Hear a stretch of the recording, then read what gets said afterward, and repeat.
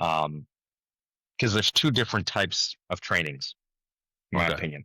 There's the training that you do normally, right? You go out there, you drill, you go through all those drills, how to fall, right? In jujitsu class, how to fall, how to get back up, how to box, how to kickbox, and all of those things. And a lot of it is conditioning. A lot of it is just getting you those muscle fibers, right, to start to remember all of those movements. So that training there is fun. That's a fun training. That's what most people do. And then there is the next layer of training, right? And that is fight camp. That's a very different type of training. And anybody who's gone through any type of training camp for any sport really knows that the whole purpose of that is to get your body to the absolute most tired and brutalized stage as you possibly can, and then still go that next step. That's any good coach. They're trying to get you there because what they're trying to do is simulate what happens in a real fight, right? There's a point if a fight goes long enough where it becomes less about who knows more and it becomes more about who has more heart and who wants it Yeah. more. And so Yeah. that's what that training does. So that training, I would not call it fun. I would not call it fun at all, right? Right. There are people that think it's fun, and those people are just absolutely monsters and just built differently. Some people are just built differently in life, right?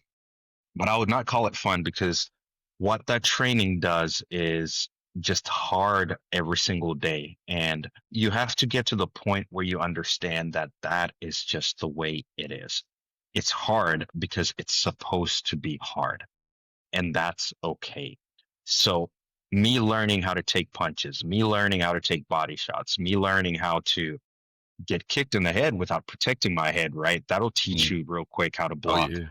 kicks, right? Oh yeah. Learning how to do takedowns and wrestling and all of those things. That process is fun.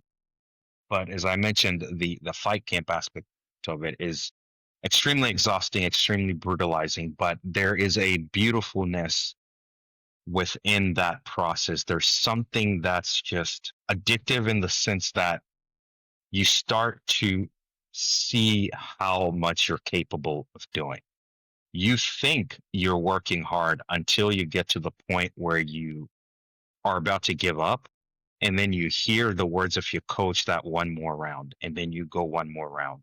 And then it does something to you mentally where, again, it builds that confidence and that courage that when I think I'm done in life, in any aspect of life, whether Mm. you're in a job, whether you're in 9 to 5, you're doing a different sport, you're working on a project, you're pursuing a business, when you feel like you're done, most of the time, you're really only about 40, 50, 60% of the way there. You still have a lot Yeah. more in the tank, right? Hmm. So it starts to build that thought process, and that carries over not only from sports, but into life. It carries over into your career, into your relationships.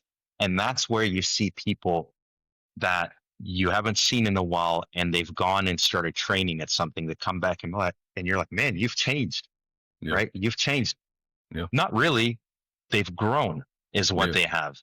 And Yeah. they've Evolve. become exactly, and they've evolved and they've become a more confident person. So that's what mixed martial arts did for me is it took me from that one level and exactly as Next World Fitness talks about, it took me to the next world where there were endless opportunities for me to be able to do that